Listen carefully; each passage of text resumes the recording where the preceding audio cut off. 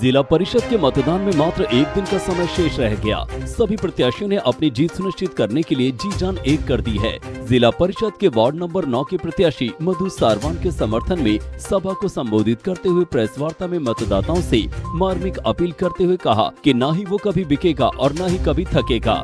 मैं भी पटौदी विधानसभा के बीच का ही हूँ।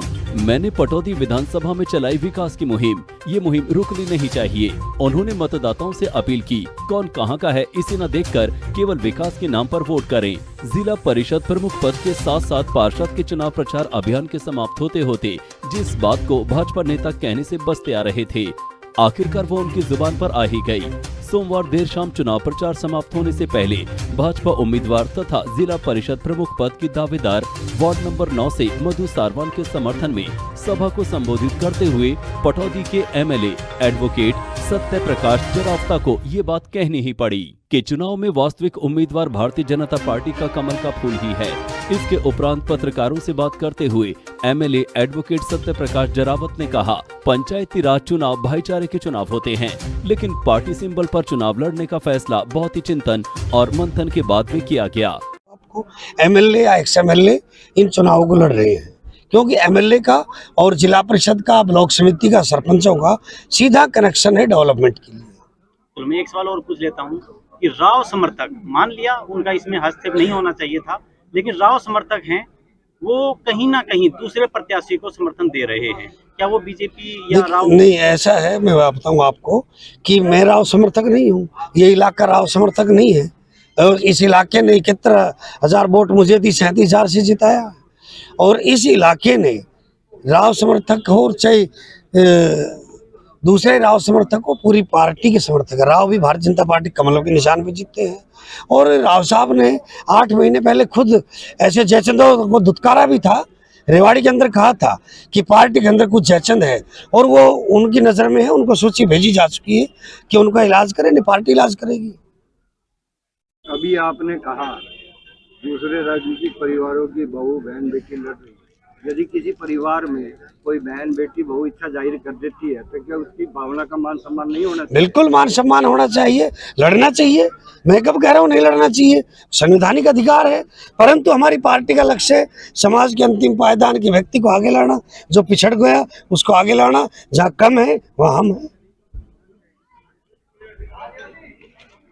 आप ये कह रहे हैं कि ठीक बात है, राव साहब नहीं आए, ना आपके कैंडिडेट के पक्ष में, ना नहीं कहीं भी आए, सोना भी नहीं आए, क्योंकि ये किसी के, हमारी सुधा बहन जी भी नहीं आई, जबकि टिकट की वितरण कमेटी का अध्यक्ष है। समर्थकों का और अपोजिट कैंडिडेट के साथ लगना, नहीं, कोई समर्थक नहीं लग रहा।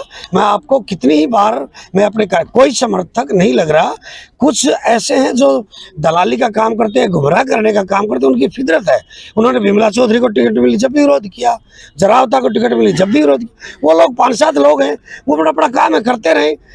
उनका कोई अपना हिस्सा पत्ती कहीं बिकने उकने में तय होगा तो वो लोग करते रहे अपना। कम से कम पार्टी अध्यक्ष को तो विजिट करनी चाहिए थी, वो तो खुद टिकट देने वाले नहीं, जब कहा ना कि ये प्रदेश स्तर का निर्णय नहीं है, ये जिला स्तर का निर्णय है। नहीं, एक बिल्कुल नहीं। ये जो चुनाव है निश्चित तौर पर हमारे प्रदेश के अंदर तय हुआ कि जिला इकाई तय करेगी, जिला इकाई प्रचार में जाएगी, जिला इकाई ही चुनाव लड़ाएगी और जिला अध्यक्ष ही और जो हमारे एमएलए हैं वो लोग ही प्रचार करेंगे। एक तरफा भारतीय जनता पार्टी के प्रति माहौल है और कमल खिलेगा। निश्चित तौर पर भारतीय जनता पार्टी का प्रत्याशी यहाँ पर मधु वाल्मीकि है और सभी जो दूसरे उम्मीदवार हैं उनकी जमानत जब्त होगी। कुछ लोगों ने रूमर चलाई, वो रूमर कामयाब नहीं हुई, क्योंकि जो ऐसे प्रत्याशी के लिए भी रूमर चलाई जिनके पहले ही बारे में जिसकी संदेह है लोगों ने चर्चा भी की है कि उनका कहीं न कहीं कुछ ठीक नहीं रहा बनने के बाद। तो इस तरह से पूरी की पूरी पार्टी एकजुट है।